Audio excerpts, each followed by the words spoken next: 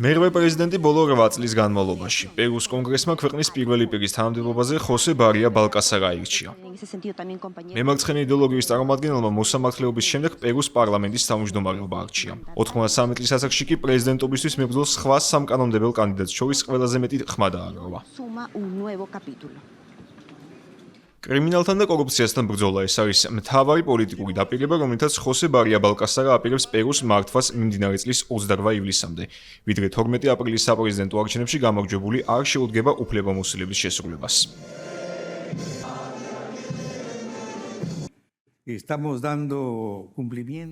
დიდი პატივია მივიღო თქვენი ხმა ახალი პარლამენტის შემადგენლობის ცვლილებისთვის და ჩვენ პერუელებს შეგვიძლია ვთქვათ, რომ შეგვიძლია ნამდვილი დემოკრატიის აშენება. უპირველეს ყოვლისა დანაშაულებრივი ქმედებები. ეს აღარ უნდა იყოს ის, რასაც ტრადიციულად რაღაც ეროვნულს უწოდებთ. მაგალითად, მატარებელი არაგუაში საერთაშორისო ტერორიზმის კონოტაციად იქცა და სწორედ ასე არის მოხსენიებული ყველა ქვეყანაში.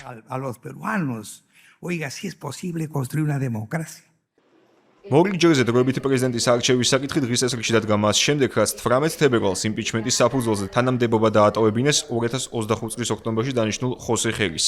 იმპიჩმენტის პროცედურა მოყვა კორუფციისა და ძალაუფლების ბოროტად გამოყენების შემთხვევებზე პერუს პროკურატურის მიერ დაწყებულ გამოძიებას, სადაც ხოსე ხერი ბრალდებულია გასული წლის დეკემბერში ორ ჩინელ ბიზნესმენთან ფარულ შეხვედრებში. გამოძიების ვერსიით ერთ-ერთ მათგანს ჩინეთის ხელისუფლებასთან ხელშეკრულებები აკავშირებს, მეორე კი ეჭვმიტანილია ტყის მასივის უკანონო გაჩეხაში. რაც უკვე ყოფილი დროებითი პრეზიდენტი ამ ბრალდებებს უარყოფს. მიუხედავად იმისა, რომ კონგრესის გადაწყვეტილებას ლიმას ქუჩებში მაშინ ზეიმი მოჰყვა, ქვეყნის პოლიტიკური ვითარება ამის საფუძველს არ იძლევა. გადაყენებული დროებითი პრეზიდენტის წინამორბედი გასული წლის ოქტომბერში ასევე იმპიჩმენტის გზით ჩამოაშორეს ძალაუფლებას. დინა ბოლუარტეს ადანაშაულებდნენ თანამდებობის გამოყენებაში პირადი სარგებლის მიღების მიზნით და უკანონოდ გასამდიდრებლად.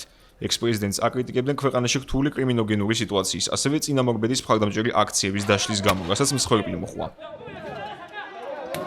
ქვეყნის ლიდერთა პერიოდულად შეცვლის მიუხედავად პერუს ეკონომიკა სტაბილურობას ინარჩუნებს. მთლიან შიდა პროდუქტთან შეთანხმდებით 2024 წელს მისმა საგარეო ვალმა 32% შეადგინა, რაც ლათინური ამერიკის ქვეყნებს შორის ყველაზე დაბალი მაჩვენებელია. პერუს მსგავსი ეკონომიკური მდგომარეობის მიზეზი არის უცხოური ინვესტიციებისადმი ქვეყნის ხელისუფლების ღიაობა, სასარგებლო წიაღისეულის მოპოვება და ჩინეთთან სავაჭრო ეკონომიკური თანამშრომლობის გაზრდილება. თუმცა სავარაუდოა, რომ დადებითი ფინანსური პარამეტრები უარყოფითმა პოლიტიკურმა გარემომ გადაწონოს.